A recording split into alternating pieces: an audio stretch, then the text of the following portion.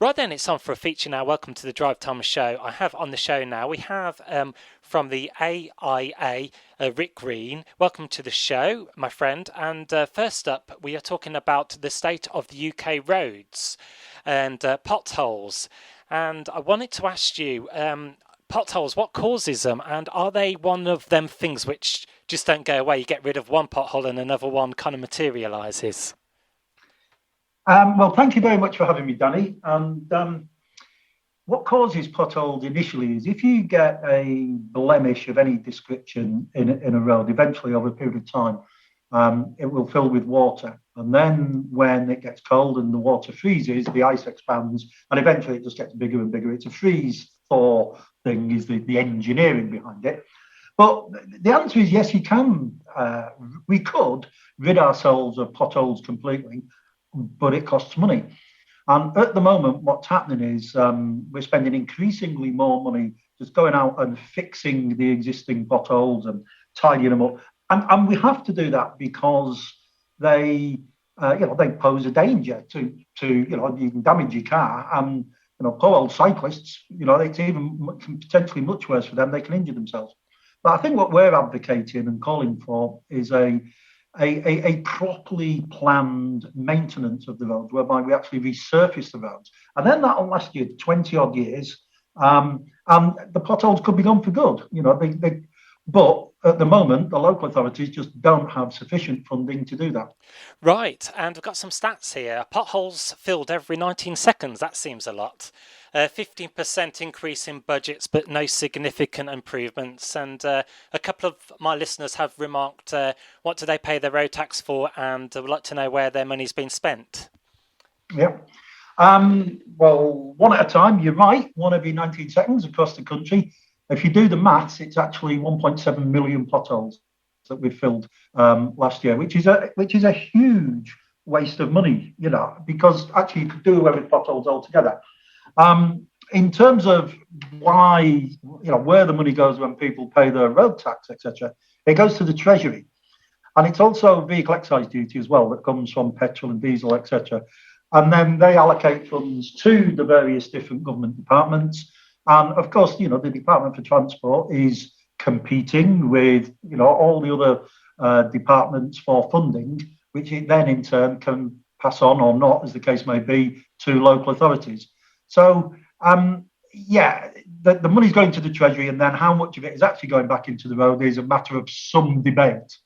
Is clearly marking the potholes rather than fencing them off a more affordable approach? Well, they only mark them so the guys who come out to fix them know the extent of what it is they want to fix. I mean, if they fence them off, that would cause congestion and so on, particularly on busier roads. So, I mean, neither of them are actually satisfactory. What they should do is resurface the whole road, and then it'd be good to go for 20 odd years, and we wouldn't have people having to fix potholes in the first place.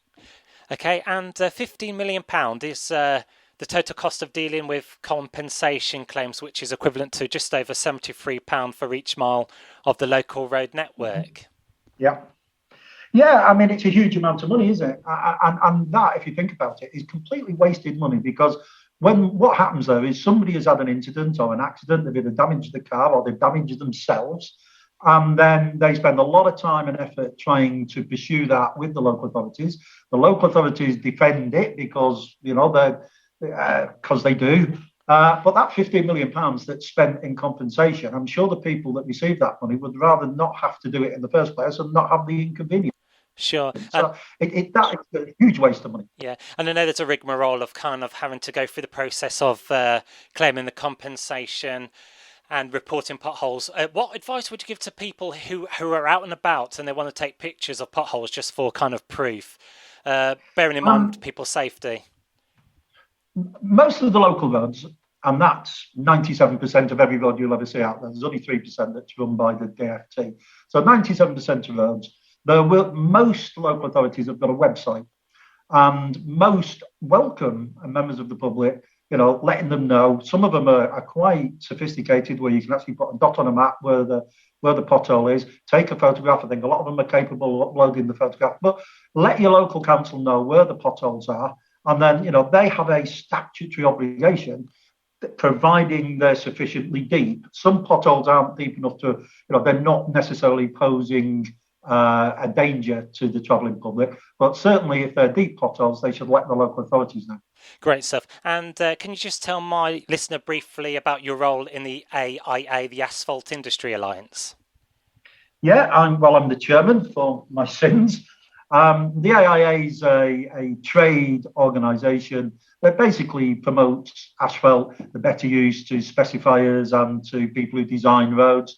And I suppose, act as a voice for the state of the road in this country. Because, we all need a better integrated transport network. I mean, the government are talking about resetting the economy following the pandemic.